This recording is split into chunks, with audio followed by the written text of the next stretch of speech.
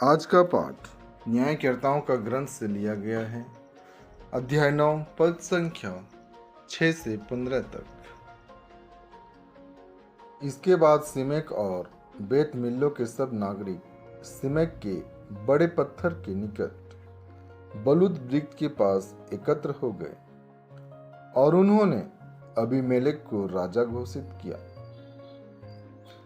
जब योताम को इसकी सूचना मिली तो वह जाकर गिरिजिम पर्वत के शिखर पर खड़ा हो गया।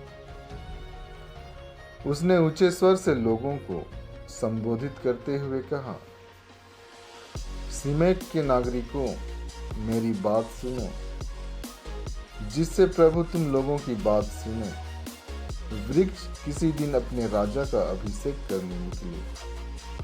वे जैतून के पेड़ से बोले, आप हमारे राजा बन जाइए। किंतु जैतून वृक्ष ने उन्हें यह उत्तर दिया, यह क्या?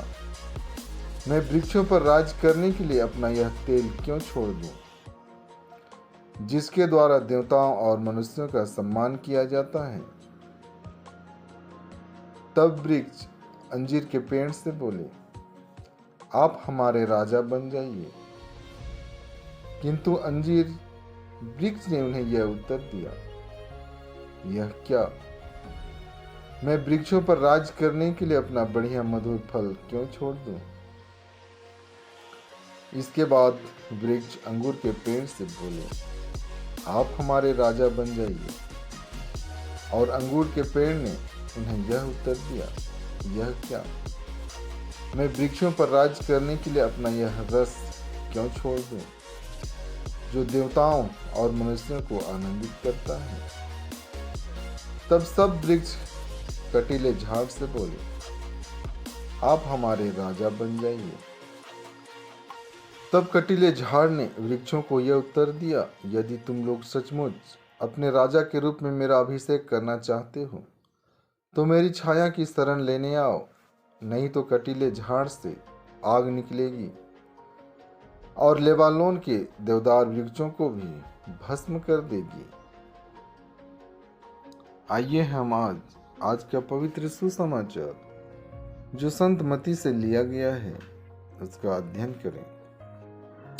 संत मती अध्याय 20 पद संख्या 1 से 16 तक।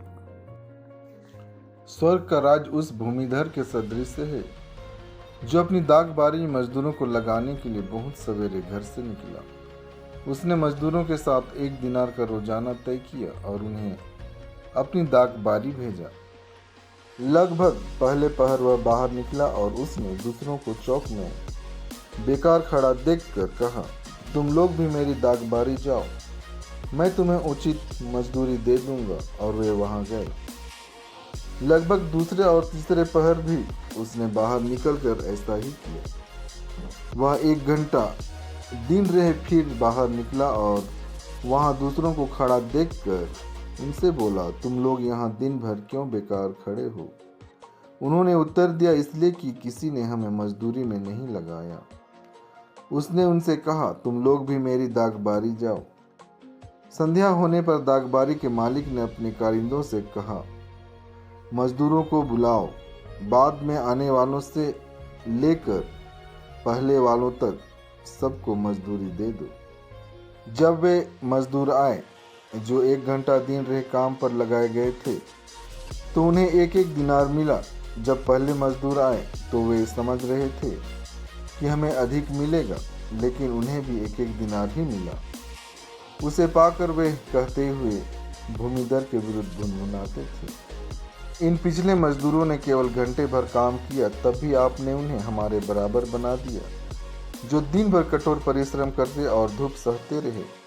उसने उनमें से एक को यह कहते हुए उत्तर दिया, भाई, मैं तुम्हारे साथ अन्याय नहीं कर रहा हूँ। क्या तुमने मेरे साथ 1 दिनार नहीं तय किया था? अपनी मजदूरी लो और जाओ। मैं इस पिछले मजदूर को भी तुम्हारे जितना देना चाहता हूँ। क्या मैं अपनी इच्छा के अनुसार अपनी संपत्ति का उपयोग नहीं कर सकता? तुम मेरी उदारता पर क्यों जलते हो? इस प्रकार जो पिछले हैं अगले हो जाएंगे और जो अगले हैं पिछले हो जाएंगे।